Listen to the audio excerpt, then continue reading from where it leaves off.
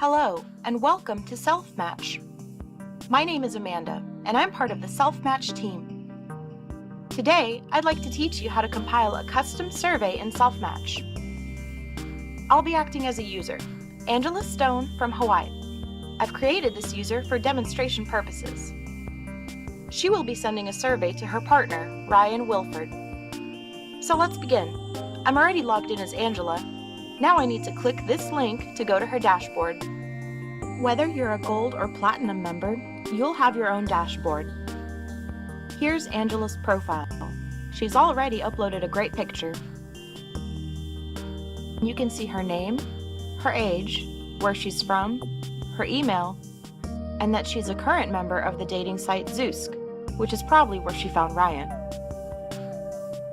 However, you don't see Ryan in this area yet. He'll appear after Angela sends him her first compatibility survey and Ryan takes it. We also see a menu on the left. This is what members can do. They can manage their profile, there's some things to do, and in this area, you can save different types of surveys or contribute a question. We're going to use the New Custom Survey feature, so click on New Custom Survey and the app takes you to the question bank. The Self-Match question bank is probably the brain and heart, the main area of the application. All of the questions that are available on Self-Match, and currently we have more than 300 questions, are divided into 14 categories. The pictures represent the categories. There's career and finance, daily routine, deal breakers, easy match, and more. You've probably already looked at some of the categories. They're in alphabetical order, ending up with travel. So, in order to start compiling my survey, I need to open up a category. I'll start with career and finance. And now I'm just going to select a couple of questions, a few examples for demonstration purposes. After scrolling down, you can click Add to Survey. Immediately, you can see a screen that has these two questions added to the survey. The message says that the questions have been added and to please answer all of them before clicking Submit or Save.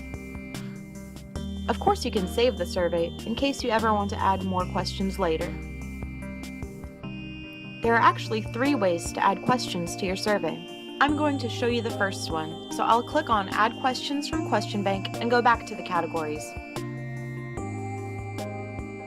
Let's add some questions from personality, values, and beliefs. Now we choose some questions, and again click Add to Survey.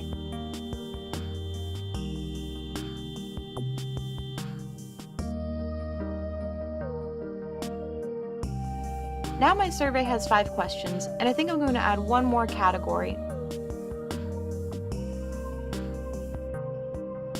Let's assume Angela likes pets, specifically cats. She would want to include this question in her survey, and would hope that Ryan would choose cats or cats and dogs as well. So, click Add to Survey, and now we're up to 6 questions. Now let's try and add some questions from the favorites list. I took some time earlier today to add some questions to my list. We can now add any of these questions to the survey, so let's choose a couple.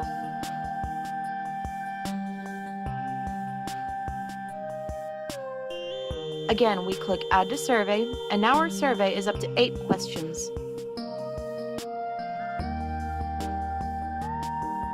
I can go back to my favorites list or back to the categories. For now, let's go back to the question bank, and I'll show you how you can search and add a question. For example, let's say that Angela wants to know how much alcohol Ryan likes to drink. I would go to the search bar and type alcohol and click Search.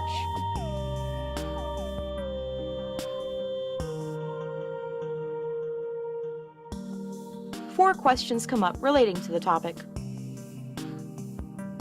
Number 3 is a situational question and seems pretty interesting, so I'll go ahead and add it to the survey.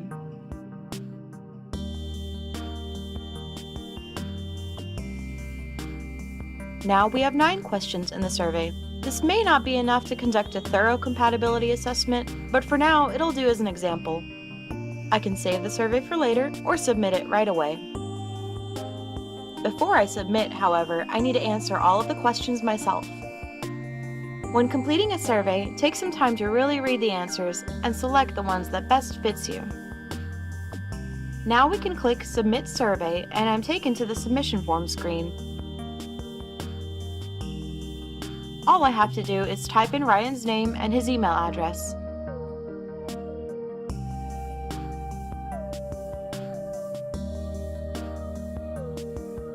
I can also type out a personal message for Ryan to see.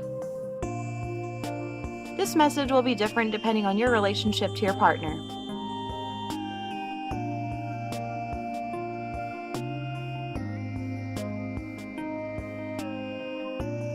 After typing the message, I click Send Survey to your partner. And at this point, I'm pretty much done. I can choose to go back to my dashboard, maybe choose more questions to add to my favorites, or maybe try and create a perfect survey to save so that I can use it over and over again. I could also just start a new survey.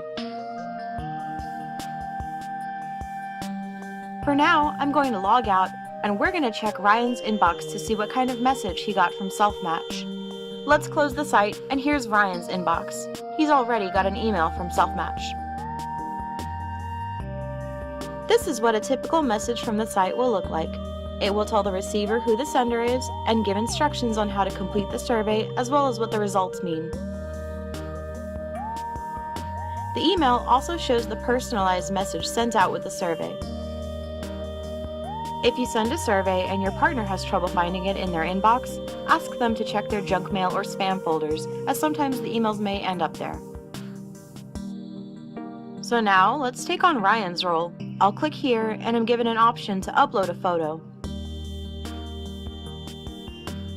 Let's go ahead and upload a profile picture.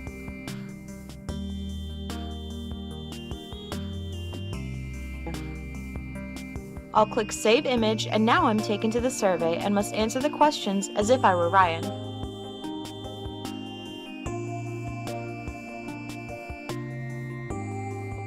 Now, after the partner hits Submit Survey, they can immediately see the compatibility report. It shows the sender and receiver photos as well as the questions and answers for a side-by-side comparison. Scrolling to the bottom, we see that Ryan answered 5 out of 9 questions the same way as Angela did, so their matching score is 55.56%. This is basically all that Ryan can do from his end, so let's go back to Angela. After she sent out the survey, she'll want to check her inbox as well.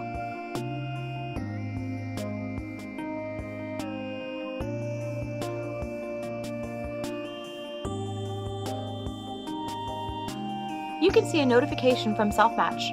This notification is sent out once your partner has completed the survey and gives you a link to click to view the compatibility report. The link will take you to a login page. And as soon as Angela logs in, she sees the same compatibility report. Now, whether or not these results are good or bad depends entirely on what Angela thinks. The score at the bottom is only 55.56%, but it is important to keep in mind that this is partially due to the survey being short. The more questions, the more accurate the percentage. If the score is very high, then that partner may be a keeper. From here, Angela can go to her dashboard, and now we see Ryan's profile information display under My Partners. You can update the profile information, such as age, occupation, or the picture. Now we'll click on My Compatibility Report. This takes us to the page where you can see the history of all the reports you have with this particular partner. So here's our survey with Ryan. At the bottom is a link that leads to the True Match Score Calculator, but we'll talk about this in another video. And that concludes our presentation. I hope you've enjoyed this tour of the Selfmatch site and now feel more comfortable creating your own custom surveys in Selfmatch. Good luck!